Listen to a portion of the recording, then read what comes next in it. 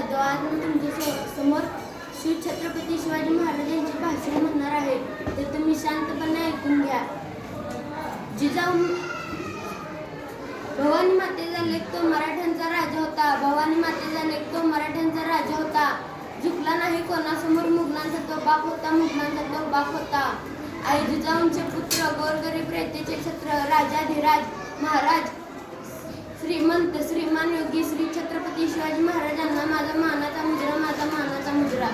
महाराज 19 मित्रांनो, 19 फेब्रुवारी 1630 रोजी आई जिजाऊंच्या पोटी एका तेजस्वी ताऱ्याचा जन्म झाला. ते तेजस्वी तारा म्हणजे आपल्या सर्वांचे लाडके दैवत श्री छत्रपती शिवाजी महाराज होते. मित्रांनो, छत्रपती शिवाजी महाराजांनी केवळ हिंदवी स्वराज्याचे स्वप्न पाहिले नाही, तर हिंदवी स्वराज्य देखील निर्माण केले. हिंदवी स्वराज्यात कोणत्याही प्रकारचा भेदभाव नव्हता. स्त्रियांना सन्मान होता, शेतकऱ्यांना मान होता, साधू संतांचा आदर होता आणि प्रत्येक मराठी माणसाला शिव छत्रपती आपले राजा असल्याचा अभिमान होता.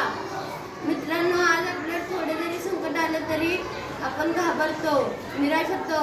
शिव छत्रपती शिवाजी महाराजांच्या जीवनात अनेक संकटे आली तरीही त्यांनी त्या संकटांना घाबरले नाहीत आणि पुरंदरच्या 73 त्यांनी जे किल्ले जिंकले तेही त्यांना गमवावे लागले.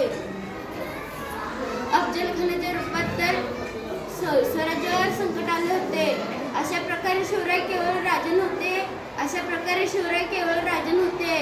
योद्धे नव्हते आणि त्यांच्या आत्मविश्वासाने त्यांनी हिंदवी स्वराज्य देखील निर्माण केले होते. म्हणूनच मला म्हणावे वाटते, आले किती गेले किती उडून गेले भरारा, आले किती गेले किती उडून गेले भरारा, संपला नाही आणि संपणारही नाही माझ्या शिवबांचा दरारा. छत्रपती शिवाजी महाराज